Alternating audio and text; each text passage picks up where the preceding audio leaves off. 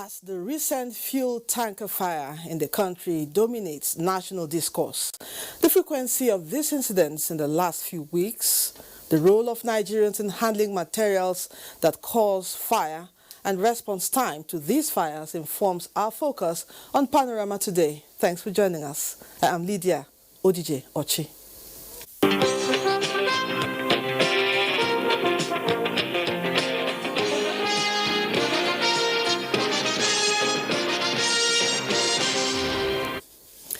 An accidented fuel tanker is currently spilling fuel at Ozumba Mbadiwe, Victoria Island in Lagos. The Lagos State Emergency Response Plan officials and other stakeholders are at the scene of the accident to prevent a fire outbreak. Residents of the area are advised to take another route until further notice. In the meantime, Lagos State Emergency Management Agency advises against the use of fire around the area to prevent disaster. And now joining us live to talk more on the recent fire tanker disaster is the Assistant Comptroller General, FCT Fire Service, Julius Opetunsin. Welcome to Panorama. Thank you very much. Thank you for joining us. Yeah. Now, recently there have been alarming number of fire resulting from tankers. Yes. Now, the one in Onitsha is still fresh on our minds. Yes. What actually went wrong?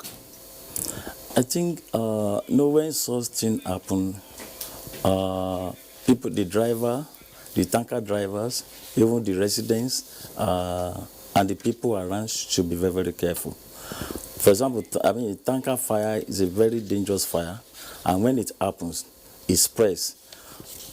And if care is not taken, if that fire is not attacked, immediately, it can be a devastating situation. When that fire happened, thank God we have there's a functional fire service in Anambra State, and I think they turn out. And there's another fire station at Asaba, which is another zone headquarters, which a federal fire service has dispatched 2 brand new firefighters vehicle into that place. I know immediately they called them at the control room in federal fire service. They turned out that fire station in Asaba. But for them to even move, through that bridge, that Niger bridge, to get to the scene of the incident, became very difficult because of the traffic jam. I know the people around that place too, did not even help matter, because when fire incidents happen like that, when you call fire service, the fire service they will turn out, people to be able to give them a right of way on road to get to that fire incident on time. But this thing did not happen, and the angry mob too. They didn't know the time they called them, and not putting into consideration the type of traffic jam they met on the way. They started stoning them. This one will not help matters. We just have to be patient. Fire service, we are human beings, and our duty is to protect life and property of the residents. Okay. Now, sir, response time to fire outbreaks is really important, because very, very important. Lives can be saved, property can be also preserved. Yes. Now, this has been an issue of concern among Nigerians. Why does it take so long for the fire service to respond to fire outbreaks? No, thank you very much. People used to misunderstand this situation. The time you call fire service is the time that they record they will record on their time that there's a fire call at so place. When people look, they will time that. For example, if there's fire outbreak in a place now by 5 a.m., it might not even be the owner of that premises that will call fire service. It might be a passersby that will call fire service. And it is the time you call the fire service that the fire service will know that, yes, there is a fire incident somewhere. But the response time take effect from the time of call, to the time they arrive at the scene of the incident. So our advice is that when there is fire incident like that, make sure you call the fire service, I mean, nearest to you, fire station nearest to the place of the incident. And we're on sure time. that they will respond in time. Very, very well. All right. That's our duty. Okay, now, most of the fire incidents that occur, it's as a result of trucks malfunctioning and sometimes left unattended to. Yes. So what plans are on ground to ensure that there is a change, especially on the part of the owners and drivers of these trucks? In fact, I just have to advise them, before you put a vehicle, most especially tankers, on the road, make sure that the vehicle is very functional. I mean, the brake, everything, every part of the vehicle have to be serviced, because most of these tanker fire incidents usually happen probably when the driver, lose control because of a brake failure and other things. But if everything has been taken care of, there won't be much problem, as to that. Okay. Now, many states of the country do not have functional firefighting departments. I stand to be corrected. Now, the Comptroller General has been commissioning fire equipment and stations across the country recently. Yes. Will this change the narrative of response, especially in states? Yes, it has to change. It will change. Like most of the states that even have a functional fire station, they may not have as many as 10 functional fire stations within the state. There are some states that we just have at the state capital, and probably in one or two other big cities in the state. And this is not supposed to be. Every local government in the state supposed to have a functional fire station, because that's what will reduce the response time. For example, in FCT, we have at least 14 functional stations in FCT. Okay. So, and when there is fire, you turn out the nearest fire station to the scene of the incident, and that's what helps us to maintain 5 minutes response time in FCT. Okay. So if the governors can pay more interest in upgrading the fire service in all the states, it will be better, because they will be able to protect lives and property in that state. Thank you very much for coming on Panorama. Thank you very much. We've been talking to the Assistant Comptroller General FCT Fire Service, Julius Okpetutsi. Thank you for joining us. Thank you very much. Now, away from fire issues, the federal government and Labour have agreed on 23.2, 20, 19, 16 and 14 percentages for officials on levels 7, 8, 9, 10 to 14 and 15 to 17 on consequential adjustment of salaries arising from the New Act 2019. Austin Anyebe has the details. After 3 consecutive days of negotiation between the federal government and organized labor on the consequential adjustment of salaries arising from the new Minimum Wage Act of 2019, both parties have arrived at a compromise. Having reviewed the increase in the lowest paid person in this wage structure at 30,000 naira for grade level 1, step 1, that the grade level 07 officers should move up by 23.2% in their wage structure, in their wages.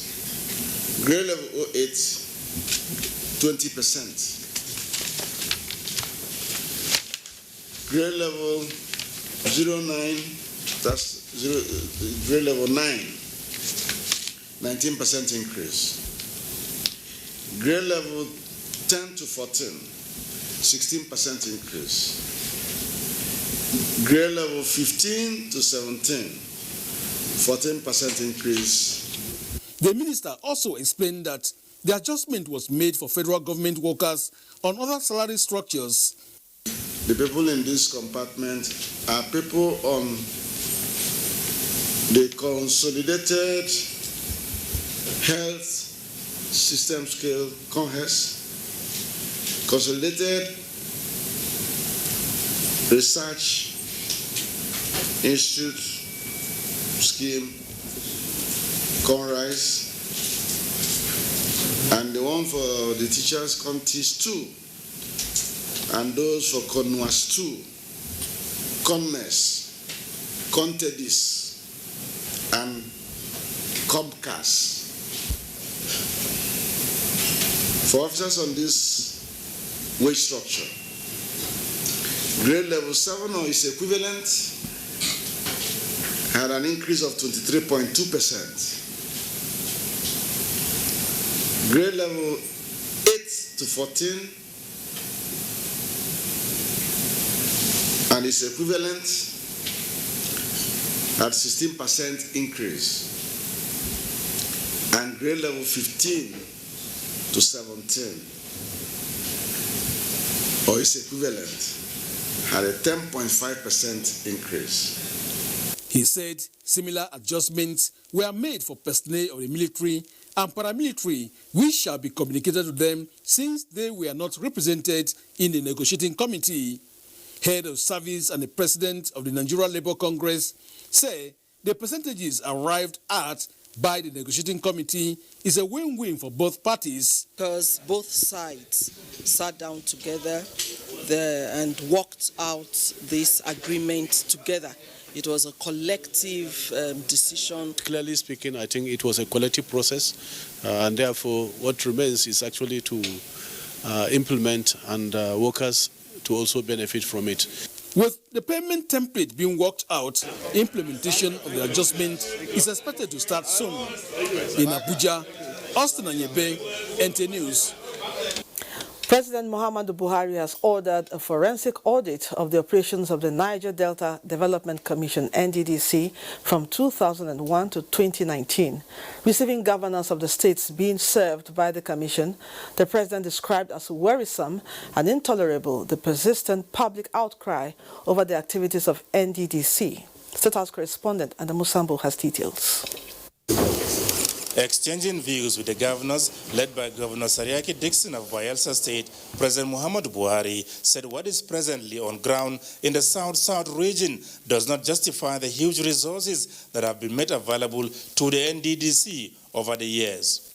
I tried to understand the interpretation of acts that dictate, the running of these institutions where we are putting so much money, especially the NDDC. Because the amount of money which the federal government is religiously allocating to NDDC, we would like to see the results on the ground. The project must be verifiable. I mean, you just can't say you spend so many billions and then when you go, it's only the lagoon you see, and so you don't see the structures that are claimed to have been done. Those that are responsible for that eventually be asked to explain certain issues. The forensic audit, he believes, will clearly show what has been happening with the funds meant for enhancing the lives of the people in the region. The president, however, said that he will wait for the report of the audit before deciding on the next line of action regarding the NDDC. Governor Sariaki Dixon had earlier expressed the disappointment of the governors with the operations of the NDDC. He enumerated poor choice and shoddy handling of projects, uncompleted jobs, and lack of required support for the efforts of the states and local governments in the region covered by the organization as major areas of concern. It's a systemic issue, it's a systemic crisis that we are here to highlight. So there's a disconnect, a major disconnect. And we feel concerned as key benefiting stakeholders. Governor Dixon therefore called for the repositioning of the NDDC in order to achieve the objectives for which it was set up. From the State House, Adamu Sambo, NTA News. Meanwhile, the federal government says it will spare no efforts at ensuring the development of Calabar so that the historic city can be opened up to the rest of Nigeria for the betterment of the people. This was while granting an audience to the Obong of Calabar, Edidem Ekbo Okun Abase, who called on him. State House correspondent Adamu Sambo has that report. Thank you very much for your comprehensive address. President Muhammadu Buhari said although the city of Calabar had lost its preeminent status as the first capital of southern Nigeria to Lagos, his administration will not lessen ongoing efforts at developing that part of Nigeria towards ensuring happiness and betterment of the people. He said 3 critical roads projects are currently being undertaken by the federal government in the area for enhanced socio-economic development. The president noted that in order to speed up work on the Calabar, Ugep, Ikom, Ogoja Road in particular, plans are underway to incorporate it into the Sukuk bond to increase the level of funding of the construction work. He promised that dredging of the Calabar Harbour will also be undertaken as soon as some legal issues are settled by the Ministry of Transportation and the Nigerian Post Authority with the contractor.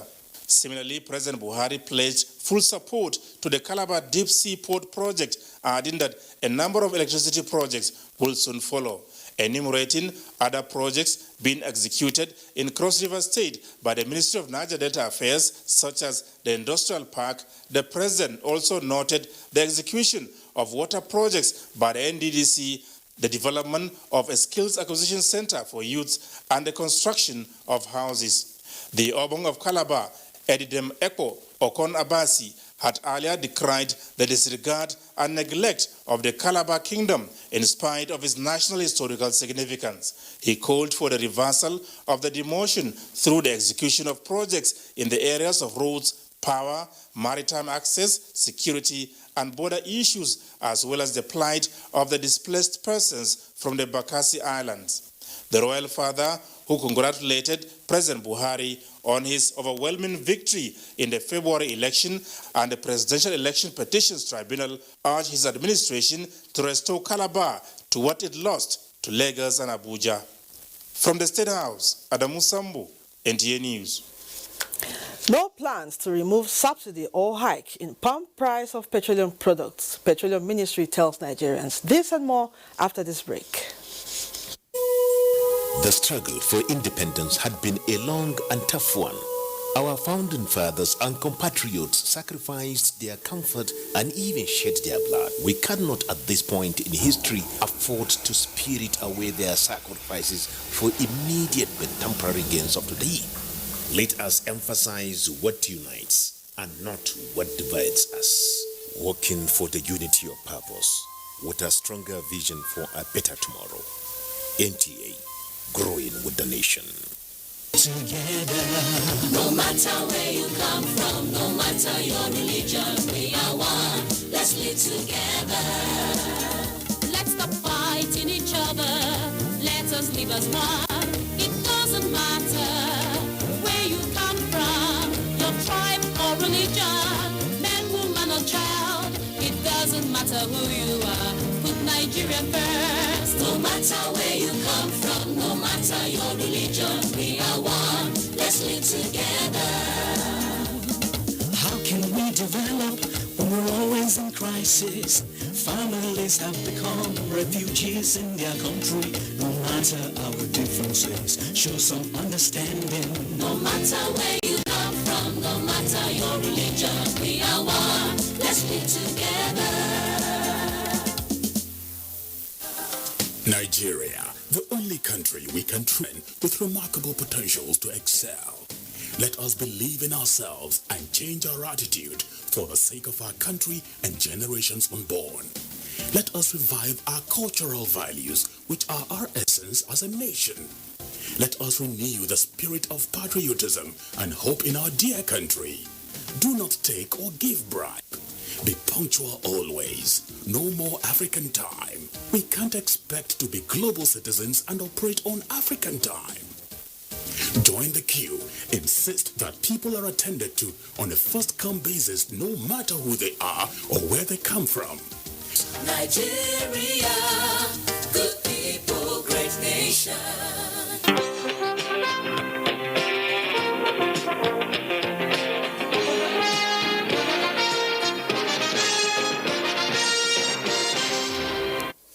Welcome back.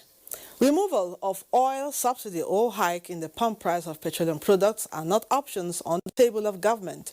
Minister of State Petroleum Resources Timi Silva made this clear during the ministry's budget defense at a joint session of both Senate and House of Representatives committees on petroleum products, petroleum resources, upstream and downstream. National Assembly correspondent Lami Ali has more. Petroleum resources, the minister said, remain strategic to Nigeria's economy and the livelihood of citizens, which was why government will not relent in coming up with measures to plug leakages. It is not about to remove subsidy because it is difficult. We believe as a government that our people are already going through a lot of suffering. We don't believe that Nigerians are consuming over 60 million liters a day. There's a lot of smuggling. The need to amend some laws governing the industry, such as the Deep Offshore Act, was a unanimous agreement of parties at the budget's defense. We have demonstrated our readiness and our commitment towards supporting Mr. President achieve his greater vision for Nigeria. And then that commitment was demonstrated at the Senate when we passed the Deep Offshore Inland Basin Act. At another budget defense session by Ministry of Interior before the House Committee on Reformatory Institutions. So when you look at what is actually there in totality to service the inmates, you know that already we are working on a tightrope. It is important to note also that issues bedeviling our prisons are beyond the mere change of name, but of commitment and determination that will cause a positive change in the administration of our justice system. Controller General of Nigeria Correctional Service, Jafar Ahmed, said the service is proposing a budget of 81 billion naira for 2020. Meanwhile, the House Committee on Solid Minerals was informed by the Minister of Solid Minerals and Steel Development to diversify the economy with mining. So the World Bank, of course, is supporting this program. The ministry will appear before the committee next week for budget defense. From the National Assembly, Lami Ali, NTA News. Meanwhile, Information and Culture Minister Lai Mohammed, alongside chief executives of parastatals under Information and National Orientation, have met with members of the Senate Committee on Information and National Orientation. Anthony Forsen reports. The meeting is an interactive one aimed at familiarizing with members of the committee. The Information and Culture Minister Lai Mohammed, in his submission, said there is the need for more funding for information management and enlightenment because its budget size is grossly inadequate, citing some events he has to embark on for the image of the country. We don't have enough fund to execute these programs. I will say that given what we are, given the kind of target we're giving ourselves, we are everywhere in Nigeria. There's no geopolitical zone in Nigeria, sir, that in the last 3.5 years we've not held town hall meetings. There's no geopolitical zone in Nigeria we have not visited to showcase the activities of government. We buy airtime on every major network. We are very active on the social media. But Mr. Chairman said, the kind of funding for the ministry, we can do much better with more funding. Next in line was the Director General of the Nigerian Television Authority, Malam Yakubu Ibn Mohammed. He explained to the committee the operational model of the NTA and its role in building an egalitarian society. The state capital stations, the zonal centers, and the community stations. I've also, given a breakdown of the functionality and status of each of these stations. Abundant projects that we have in the NTA, most of them have to do with the community stations. The whole thing was started in 1999 but yet some of them are yet to be completed. In quick succession, other chief executives took turns to explain to the committee what their challenges are and areas of need to be able to function optimally. Members of the committee equally took time to ask succinct questions that will enable them have a clear picture of their operation and how to gauge their budget size. The interaction ended on a smooth note, with the minister and his chief executives feeling satisfied, just as the senators. In Abuja, Anthony Forson, NTA News. The Nigerian Air Force will establish its base in Damaturu, the Yobe state capital, as the construction of International Cargo Airport provides an opportunity to that effect. The Chief of Air Staff, Air Marshal Sadiq Abubakar, who disclosed this during an inspection and assessment visit to the cargo airport under construction, noted that the Air Force will also organize and conduct its counter-insurgency operation from the platform. Yunusa Suleiman reports.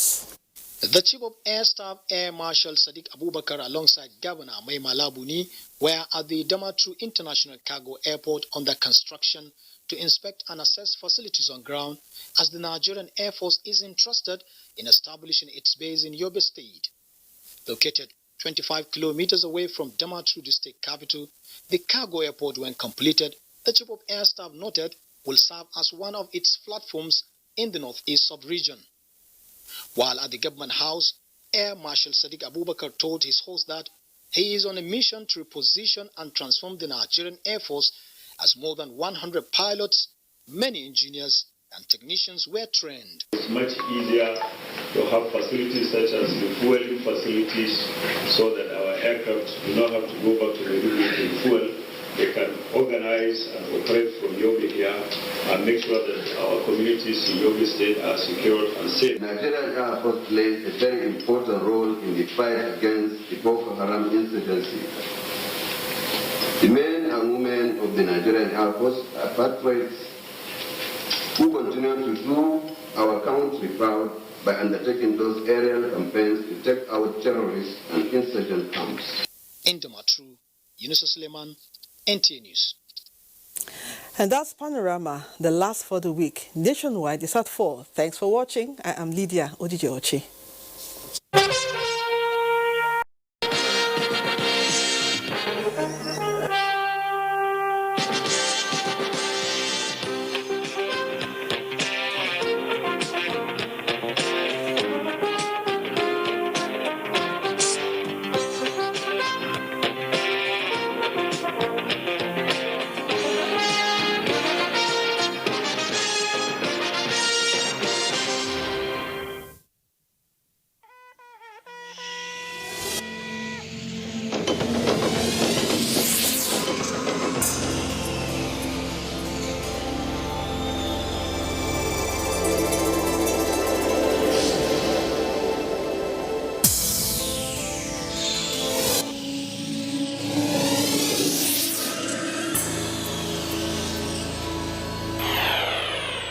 NTA, you come